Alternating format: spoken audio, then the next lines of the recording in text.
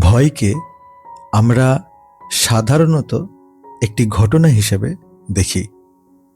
মানুষ ভাবে ওটা ঘটল বলে আমি ভয় পেলাম। কেউ ভাবে ওই মানুষটা, ওই পরিস্থিতি, ওই দুর্ঘটনা, এগুলোর জন্যই ভয় জন্মায়। কিন্তু সত্যের দরজা কখনো শব্দ করে খোলে না। সে নীরবে প্রশ্ন রাখে, ঘটনা কি কখনো কোনো অনুভূতি সৃষ্টি করতে পারে, নাকি অনুভূতি সর্বদাই ভেতর থেকে জন্মায়? ঘটনা শুধু একটি দৃশ্য।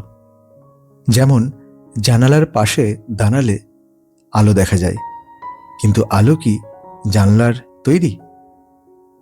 তেমনি ভয়কে আমরা যে বাইরের কাহিনীর ওপর দোষ দিই, সেটা আসলে আমাদের দৃষ্টির ভুল।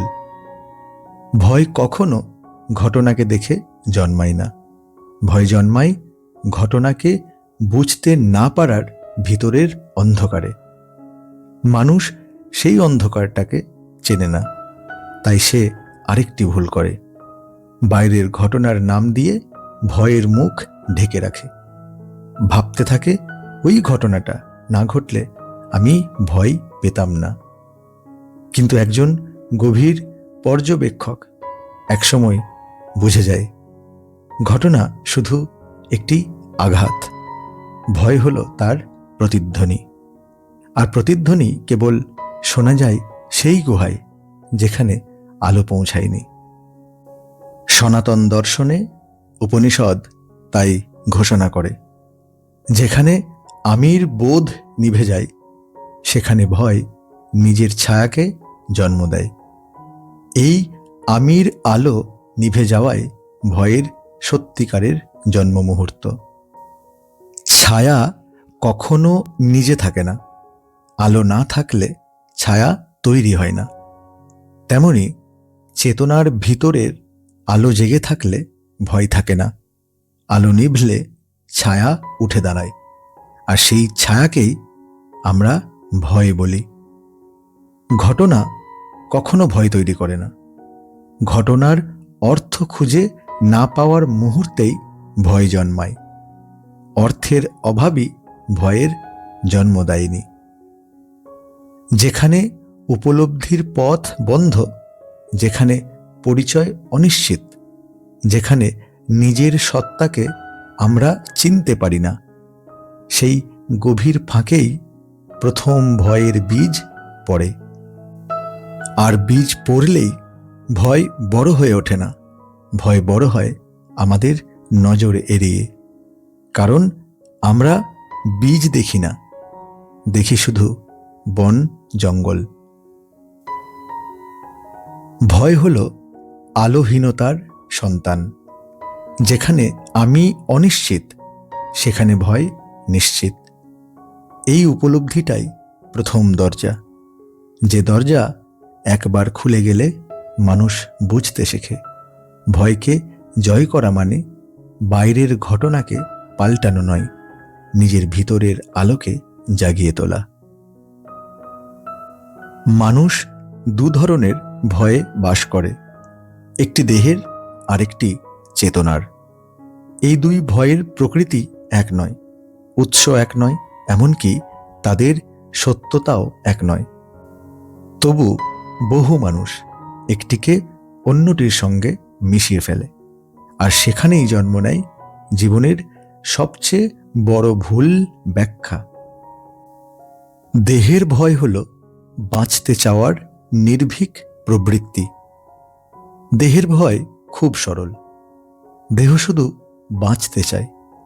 তার ভয় আসে শব্দ, আঁচ, আঘাত, মৃত্যু ঘনিয়ে আসা বিপদ থেকে। একটা বাঘ সামনে দাঁড়ালে যে তীব্র সাড়া ওঠে রক্তে, তা ভয় নয়, তা অস্তিত্বের রক্ষা কবচ। দেহের ভয় কখনো মিথ্যে বলে না। সে হাওয়া মেঘ দেখে ভবিষ্যৎ বানায় না। সে কেবল বর্তমান মুহূর্তের বিপদ চিহ্নিত করে। কিন্তু চেতনার ভয় হলো স্মৃতি, কল্পনা আর অসম্পূর্ণ পরিচয়ের তৈরি। এ এক অন্য জগৎ। এ ভয়ের কোনো দাঁত নেই, কোনো নখ নেই, কোনো আসল শত্রুও নেই। তবু সে মানুষকে ভেতর থেকে ভেঙে দেয়। এই ভয় জন্মায় 3 জায়গা থেকে। যে স্মৃতি এখনো আলো পায়নি, যে ভবিষ্যৎ এখনো ঘটেনি, যে আমি এখনো সম্পূর্ণ পরিচয় খুঁজে পাইনি। চেতনার ভয় এমন জিনিস যেখানে কিছু ঘটনাই ঘটেনি, তবুও হৃৎস্পন্দন বাড়ে, নিঃশ্বাস আটকে যায়, পেশি শক্ত হয়ে ওঠে। দেহ বলে এখন বিপদ নেই, মন বলে কিন্তু হতে পারে, চেতনা বলে যদি হয়। এবং এই যদি, এই ক্ষুদ্র বীজ সম্পূর্ণ একটি মানুষের জীবন ধ্বংস করতে পারে। বিজ্ঞান বলে ভয় আসে সম্ভাব্য ক্ষতি থেকে। মানুষ ভাবে ভয় আসে ঘটনা থেকে, কিন্তু মস্তিষ্ক কাজ করে উল্টোভাবে। সে আগে দেখে কি কি ঘটতে পারে, তারপর তৈরি করে ভয়ের প্রতিক্রিয়া। অর্থাৎ দেহ বাস্তবতা দেখে আর মন সম্ভাবনা দেখে। এখানেই দেহের ভয় ও চেতনার ভয়ের বিভাজন রেখা। উপনিষদের দৃষ্টিতে যেখানে মন পৌঁছায় না, ভয় সেখানে আসন পেতে বসে। উপনিষদ ঘোষণা করে যেখানে আলো পৌঁছায় না, সেখানে ছায়া নিজের রাজ্য গড়ে তোলে। এই আলো মানে জ্ঞান নয়, বই নয়, যুক্তি নয়। এই আলো মানে নিজের সত্য পরিচয়ের স্বচ্ছতা। যেখানে আমি অস্পষ্ট, যেখানে নিজের অস্তিত্ব সম্পর্কে নিশ্চিত নয়, যেখানে মন অর্ধেক দেখা ও অর্ধেক অন্ধকারে হাঁটে, সেখানেই ভয় জন্ম নেয়। তাহলে যে ভয় বাস্তবে নেই, তার ব্যথা কেন বাস্তব? এখানে এক মহা রহস্য লুকিয়ে আছে। দেহের ভয় শত্রু দেখে, চেতনার ভয় পরিচয় দেখে না। অর্থাৎ ভয় ঘটনা থেকে জন্মায় না, ভয় জন্মায় নিজের অস্তিত্ব সম্পর্কে বিভ্রান্তি থেকে। একটি ঘটনা ভয় দিতে পারে কয়েক মুহূর্তের জন্য, কিন্তু একটি অজানা আমি কে সারা জীবন ভয় দিতে পারে। চেতনার ভয় বাস্তব, কারণ ব্যথা ঘটে কিন্তু দেহে নয়। ব্যথা ঘটে সেই জায়গায় যেখানে মানুষ নিজেকে চিনতে পারেনি। ভয়ের মূল সূত্র হল পরিচয়ের ভাঙন। আমি কে, এই এক প্রশ্নের অন্ধকারেই সমস্ত ভয়ের জন্ম। ভয় কখনো ঘটনার সন্তান নয়, ভয় জন্মায় পরিচয়ের ভাঙন থেকে। যে মানুষ জানে না সে কে, যে নিজের অন্তর্গত কেন্দ্রে পৌঁছতে পারেনি, সে প্রতিটি শব্দে, প্রতিটি পরিস্থিতিতে, প্রতিটি পরিবর্তনে একটি অদৃশ্য কাঁপুনি অনুভব করে। কারণ পরিচয় যখন স্থির হয় না, তখন পৃথিবীর ক্ষুদ্রতম নড়চড়ও তার ভিতরে ভূমিকম্প তোলে। মানুষ ভাবে ভয় এসেছে বাইরে থেকে, ঘটনা, মানুষ, ভবিষ্যৎ, ব্যর্থতা, মৃত্যু, এগুলোই নাকি ভয়ের উৎস। কিন্তু সত্য হলো, বাইরের কোনো শক্তি মানুষকে এতটা কাঁপাতে পারে না যতটা কাঁপিয়ে দেয় নিজের অজ্ঞতা। ভুল পরিচয়ই ভয়ের প্রথম জন্মস্থান। যখন মানুষ নিজেকে দেহ ভেবে ফেলে, দেহের ক্ষতি তার কাছে নিজের ক্ষয় বলে মনে হয়। যখন মানুষ নিজেকে ভূমিকা ভেবে ফেলে, ভূমিকার পতন তার কাছে নিজের মৃত্যু মনে হয়। যখন মানুষ নিজেকে স্মৃতি ভেবে ধরে, অতীতের একটি দাগই তাকে তাড়া করে সারা জীবন। এই প্রতিটি ভুল পরিচয় আমির সত্য সত্তার ওপর এক একটি পর্দা চাপিয়ে দেয়। পর্দা যত বাড়ে আলো তত কমে, আর আলো যত কমে ভয় তত জন্ম নেয়। অহংকার হল ভয়ের রক্ষক দেবতা। অহংকার প্রথমে মানুষকে রক্ষা করতে চায়। সে বলে, এই তোমার সাফল্য, তোমার ব্যর্থতা, তোমার মর্যাদা, এসবই তোমার পরিচয়। কিন্তু ঠিক এই মিথ্যাই ভয়কে ভেতরে বসার জায়গা দেয়।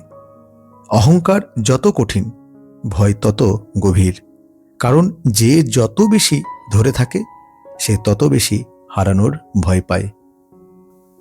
এখানেই চূড়ান্ত কথা। ভয় জন্মায় না, ভুল পরিচয় জন্মালে ভয় বাধ্য হয়ে আসে। যে মুহূর্তে মানুষ নিজের পরিচয়ের শিকড় ভুলে যায়, ভয় সেই শিকড়ের ফাঁকা জায়গায় বাসা বাঁধে। যে নিজের সত্তা জানে না, সে প্রতিটি প্রশ্নে হোঁচট খায়, প্রতিটি পরিবর্তনে ভেঙে পড়ে, আর প্রতিটি অন্ধকারে নিজের ছায়াকেও শত্রু ভাবে। উপনিষদ তাই বলেছে, যে নিজেকে সত্যরূপে জানে তার কাছে ভয় পৌঁছাতে পারে না।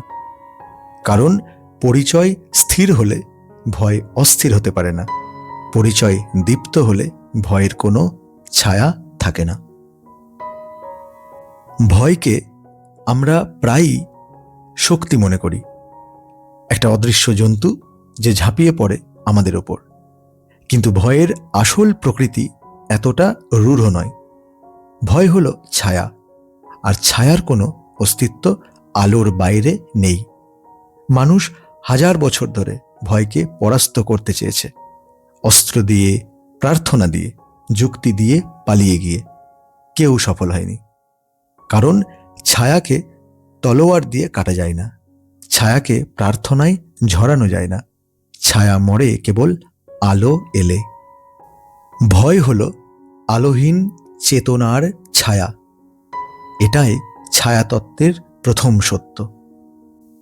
যেখানে চেতনার আলো নিভে থাকে, সেখানে মন অজানার ওপর নিজের ছায়া ফেলে। সেই ছায়াকে আমরা ভুল করে ভয় নামে চিহ্নিত করি। ছায়ার মতোই ভয় আমাদের দেহে হাত রাখে না, কিন্তু আমাদের দিকে তাকালে আমরা কেঁপে উঠি। যখন তুমি নিজের ভেতরের অন্ধকারকে দেখো, তুমি ছায়াকে নয়, নিজের আলোহীনতাকেই দেখছ। ছায়া কখনো বাস্তব নয়, তার কারণটাই বাস্তব। তুমি যদি আলোর উল্টো দিকে দাঁড়াও, ছায়া তোমাকে অনুসরণ করবে। কিন্তু আলোর দিকে ফিরে দাঁড়ালেই দেখবে ছায়া পিছনে গিয়ে হারিয়ে গেল। এটাই চেতনার বিজ্ঞান। ভয় ঘটনা নয়, না সম্পর্ক, না ভবিষ্যৎ। ভয় হলো সেই মানসিক অবস্থার ছায়া যেখানে আলো পৌঁছায়নি। উপনিষদ তাই ঘোষণা করে, যেখানে জ্ঞান সেখানে ভয় নেই, যেখানে অজ্ঞান সেখানে ভয় জন্মে। কিন্তু শ্রীকৃষ্ণ আরও গভীরে গিয়ে বললেন, ভয় দূর হয় আলো দিয়ে নয়, আলো হয়ে। গীতায় তিনি বলেন, অহংকার, ভয় ও ক্রোধ ছেড়ে যে আমার আলোতে ফিরে আসে, সে আর অন্ধকারে পড়ে না। এখানে আমার আলো মানে কোনো বাহ্যিক দেবতার আলো নয়, এটা সেই চেতনা যা নিজের সত্য পরিচয় উপলব্ধি করে। ধরো তুমি অন্ধকার ঘরে আছো, ঘরটি নীরব, স্থির, কিন্তু তুমি ভিতরে ভিতরে আতঙ্কিত।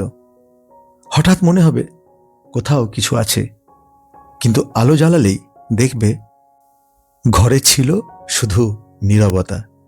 ভয়ের ভাষা ছিল তোমার মনেই। তেমনি চেতনার আলো জ্বালালে ভেতরের সব অজানা, সব আশঙ্কা, সব ভুল পরিচয় এক মুহূর্তে প্রকাশ পায়। আর প্রকাশ পেলেই তার ভয়ঙ্করতা গলে যায়। কারণ ছায়া কখনো আলোকে ছুঁতে পারে না। ভয়কে মারতে যেও না, ভয়কে দেখো, দেখলেই সে মরে যায়। মানুষ ভয়কে আক্রমণ করে ভুল করে। যা তুমি আক্রমণ করবে তা প্রতিরোধ করবেই, এটাই মনোবিজ্ঞানের নিয়ম। কিন্তু যা তুমি দেখবে তার শক্তি কমে যাবে, কারণ দেখা মানে আলো ফেলা। ভয়কে হত্যা করতে হয় না, ভয়ের গোপন আসন হলো অন্ধকার, আর সেই অন্ধকার দূর করতে হয়। চেতনা যখন নিজেকে দেখে, ভয় তখন আর ভয়ের মতো থাকে না। সে হয়ে যায় এক পুরনো ছায়া, যে ফিরে যেতে চায় সেই অন্ধকারে যেখানে থেকে সে জন্মেছিল। শ্রীকৃষ্ণ কখনো বলেননি ভয়কে জয় করো, তিনি বলেছেন নিজেকে জানো। যে নিজেকে জানে তার আলো এত প্রবল হয় যে ভয় নিজেই পথ ছেড়ে যায়। ভয় ছায়া আর তুমি আলো। তোমার আলো যেখানে দাঁড়াবে সেখানেই ভয় অস্তিত্ব হারাবে। ভয় বাস্তব নয়, তোমার আলোই বাস্তব। ভয়কে মেরো না, তোমার আলো জ্বালাও, ছায়া নিজেই পালাবে। ভয় একটি মাত্র নয়, ভয় আসলে তিনটি মুখোশ পড়ে আসে, তিনটি অন্ধকারের দরজা, যার প্রতিটি তোমার চেতনার একটি ভাঙা অংশে জন্ম নেয়। এই তিনটি ভয়কে না বুঝলে তুমি ভয়ের বিরুদ্ধে যুদ্ধ করবে আজীবন, কিন্তু কখনো জিতবে না, কারণ তুমি যুদ্ধ করবে ছায়ার সঙ্গে, অন্ধকারের নয়। ভয়ের প্রথম রূপ হলো হেরে যাওয়ার ভয়। এর কারণ হলো ধরে রাখার আসক্তি। মানুষ ভাবে সে হারতে চায় না, কিন্তু সত্যটি এর চেয়েও গভীর। মানুষ হারতে ভয় পায় না, মানুষ যেটাকে নিজের বলে মেনে নিয়েছে সেটাই হারাতে ভয় পায়। এই নিজের বলে মনে করা, এটাই আসক্তি। আসক্তি যখন জন্ম নেয় জীবনকে একটি ফলাফলে বেঁধে ফেলে, একটি মানুষে, একটি সম্পর্কের গন্ধে, একটি অবস্থার নিরাপত্তায়। এই বদ্ধতা থেকেই জন্ম নেয় হেরে যাওয়ার ভয়। যেখানে আঁকড়ে ধরা শুরু হয় সেখানেই ভয় তার মহড়া দেয়। গভীর সত্য হলো ভয় তোমাকে হারায় না, তোমার আঁকড়ে ধরা তোমাকে হারিয়ে দেয়। ভয়ের দ্বিতীয় রূপ হলো নিজেকে কম মনে করার ভয়। এর কারণ হলো ভুল পরিচয়। ভয়ের এই দ্বিতীয় রূপ খুব নরম, কিন্তু সবচেয়ে বিপজ্জনক। এই ভয় তোমাকে তোমার নিজের কাছেই ছোট করে ফেলে। মানুষ ভাবে ভয় এসেছে বাইরের মানুষের কারণে, তাদের বিচার, তাদের নজর, তাদের কথার কারণে। কিন্তু উপনিষদের সত্য হলো যে নিজেকে চেনে না তাকেই অন্যেরা ভয় দেখাতে পারে। যখন পরিচয় ভুল হয়ে যায়, যখন মানুষ ভাবে আমি আমার ব্যর্থতা, আমি আমার ক্ষত, আমি আমার অভাব, তখন ভয় তার ভিতরে এমন একটি কারাগার বানায় যার চাবি মানুষের হাতেই থাকে, কিন্তু সে কখনো চেষ্টা করে না খোলার। গভীর রহস্য হলো ভয় তোমাকে ছোট করে না, তুমি যার সঙ্গে নিজের পরিচয় বেঁধে রেখেছ সেই ভুল পরিচয়ই তোমাকে ছোট করে। ভয়ের তৃতীয় রূপ হলো ভবিষ্যতের ভয়, এবং এর কারণ হলো সময়ের ভুল ব্যাখ্যা। ভবিষ্যৎকে মানুষ সবসময় অন্ধকার ভাবে, কারণ সেই ভবিষ্যৎ এখনো আলো পায়নি। মানুষ ভাবে ভবিষ্যৎ হচ্ছে এক অচেনা দানব যে লাফিয়ে এসে তাকে গ্রাস করবে, কিন্তু সনাতন দর্শন বলে ভবিষ্যৎ কোনো দানব নয়, ভবিষ্যৎ হলো তোমার বর্তমান চেতনার প্রতিফলন। সময় নিজে কখনো ভয় সৃষ্টি করে না, সময় শুধু প্রকাশ করে তুমি ভিতরে কি লুকিয়ে রেখেছ। তাই ভবিষ্যতের ভয়ের সত্য হলো মানুষ ভবিষ্যৎকে নয়, নিজের বর্তমান মনকে ভয় পায়। শ্রীকৃষ্ণের নীরব দর্শন এখানেই, যে আজ আলো জ্বালায় তার আগামীকাল কখনো অন্ধকার হয় না। ভয় আসলে সমস্যা নয়, ভয় হলো একটি বার্তা। এই তিনটি ভয়কে যতই দেখো একটি গভীর সত্য উঠে আসে, ভয় শত্রু নয়, ভয় একটি বার্তা। মানুষ বার্তাটি পড়ে না বলেই ভয়কে সমস্যা ভাবে। হেরে যাওয়ার ভয় বলে তোমার আসক্তির স্থানে আলো দাও। নিজেকে কম মনে করার ভয় বলে তোমার সত্য পরিচয় খুঁজে নাও। ভবিষ্যতের ভয় বলে সময়ের প্রকৃতি বোঝো, সময় তোমার বিরুদ্ধে নয়। ভয়ের কাজ তোমাকে থামানো নয়, তোমাকে দেখানো। মানুষ ভয় দেখে পালায়, কিন্তু জ্ঞানীরা ভয় দেখে প্রশ্ন করে, তুই কোথায় জন্মেছিস? আর যখন এই প্রশ্ন করা হয়, ভয় এক বিশাল নীরবতার ভেতর নিজেই ভেঙে পড়ে। মানুষ ভাবে ভয় আসে ঘটনা থেকে, কিন্তু ঘটনাগুলো সবার একই হতে পারে, তবু সবার ভয় একই হয় না। দুজন মানুষ একই অন্ধকার ঘরে দাঁড়ালো, একজন কাঁপতে থাকে, অন্যজন শান্ত। অন্ধকার কি তাহলে বদলেছে? না, বদলেছে চেতনা। ভয়ের জন্মক্ষেত্র কখনোই বাইরে নয়, ভয়ের জন্মক্ষেত্র হলো ঘটনার ব্যাখ্যা, আর এই ব্যাখ্যার জন্মস্থল হলো চেতনা। দুটি গল্প, একই ঘটনা, দুই ভাগ্য। এক তরুণ জীবনে ব্যর্থতা পেয়ে ভাবে, আমি শেষ, আমার জন্য কিছুই নেই। ভয়ের স্রোত তাকে তলিয়ে নিয়ে যায়, কারণ তার চেতনা নিজের সীমাবদ্ধতাকেই সত্য মনে করেছে। অন্য আরেকজন একই ব্যর্থতার সামনে দাঁড়ায়। সে বলে, ঘটনা আমাকে পরীক্ষা করতে এসেছে, আমি ভাঙব না, আমি দেখব এই আঘাত আমাকে কি শেখাতে চায়। ঘটনা একই, আঘাত একই, হারানো একই, কিন্তু একটিতে মানুষ ভেঙে যায়, অন্যটিতে মানুষ জেগে ওঠে। তাহলে ভয় কোথায় ভাঙল? ঘটনায় নয়, ঘটনার অর্থে। ভয় ভাঙে না প্রার্থনায়, না পালিয়ে গেলে, না নিজেকে শক্ত ভাবার অভিনয়। ভয় ভাঙে তখনই যখন মানুষ নিজের ভিতরের দর্শন বদলে ফেলে। যে মুহূর্তে তুমি ঘটনার দিকে তাকিয়ে জিজ্ঞেস করো, ঘটনাটি আমার বিরুদ্ধে নয়, এটা আমার ভিতরের কোন অন্ধকারকে দেখাতে এসেছে, সেই মুহূর্তে ভয়ের শিকড় কেঁপে ওঠে। কারণ ভয় টিকে থাকতে পারে কেবল অজানার ওপর, অন্ধকারের ওপর। চেতনার আলো জ্বলে উঠলে ভয় আর নিজের অস্তিত্ব রক্ষা করতে পারে না। ঘটনা ভয় তৈরি করে না, ভয় তৈরি হয় ঘটনার অর্থ থেকে। অর্থ বদলালে ভয় নিজে থেকেই ক্ষয় হয়, অর্থ ভাঙলে ভয় অদৃশ্য হয়। ঘটনা একই থাকে, কিন্তু তুমি আর সেই মানুষটি থাকো না যে ভয়ের কাছে মাথা নত করেছিলে। শেষত ভয়ের প্রশ্নে চেতনার চূড়ান্ত যে আলো আজ আমি জ্বালালাম, তা কোনো তত্ত্ব নয়, তা এক ধ্রুব উপস্থিতি। ভয় দূর করার দরকার নেই, তুমি যেখানে থাকো সেখানে ভয়ের জায়গা থাকে না। কারণ ভয় কোনো দানব নয়, ভয় কোনো অতিমানবিক অশুভ শক্তি নয়, ভয় কেবল নিজের অনুপস্থিতির ছায়া। যখন তুমি নিজের সত্য পরিচয় ভুলে যাও, যখন তুমি দেহকে আমি ভাবো, যখন সমাজের চোখে নিজেকে মাপো, যখন ভবিষ্যৎকে অজানা অন্ধকার বলে মনে করো, তখনই ভয় জন্ম নেয়। ভয় জন্মায় অন্ধকারে, আর অন্ধকার জন্মায় তুমি নিজেকে ভুলে গেলে। কিন্তু যেখানে তুমি ফিরে দাঁড়াও, সেখানে অন্ধকারের কোনো অধিকার থাকে না। কারণ অন্ধকারকে কখনো আলো দিয়ে জয় করা হয় না। অন্ধকার সময় পায় না যখন আলো নিজের স্বরূপে থাকে।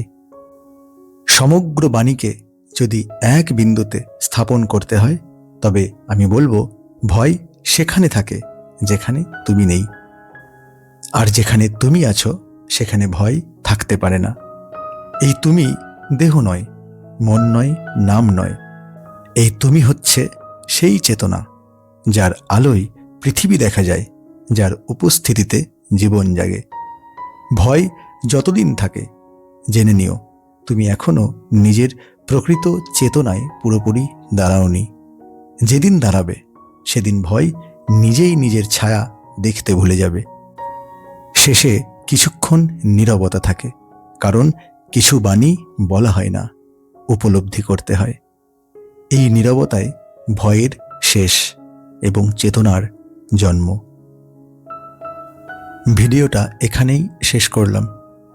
একটা কথা বলতে চাই, আমার এই চ্যানেলের উদ্দেশ্য ছিল আমার লেখাগুলো সরাসরি আমি নিজেই অডিও ভিডিও আপলোড করব এবং মানুষের কাছে পৌঁছে দেব। তো আপাতত যে 5টা ভিডিও আপলোড করা হয়ে গেছে, তো সেখানে আমি আমার মূল লেখা থেকে একটু ইউটিউবের জন্য সহজ সরলভাবে করতে চাইছিলাম, কিন্তু এতে কি হচ্ছে, আমার অনেকটা সময় নষ্ট হচ্ছে এবং আমার লেখাতে ব্যাঘাত ঘটছে।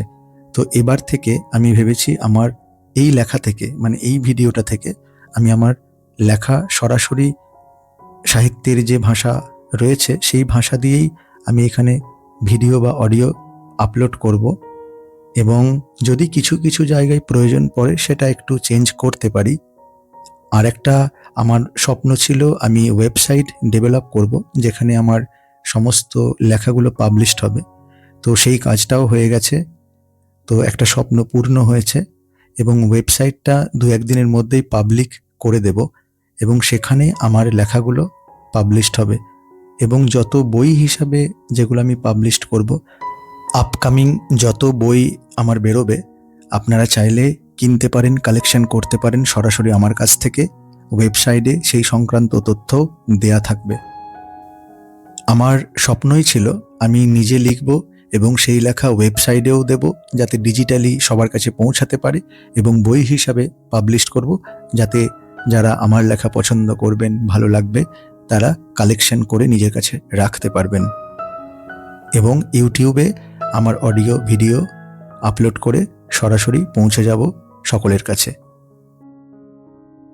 সমস্ত লেখার ক্যাটাগরি ওয়াইজ আমি ইউটিউব চ্যানেলে, এই চ্যানেলে সব ক্যাটাগরি করে রাখবো, মানে প্লেলিস্ট করে রাখবো, যাতে আপনাদের বুঝতে সুবিধা হয়। ওয়েবসাইটের লিংক আমার ডেসক্রিপশনে দেওয়া থাকবে।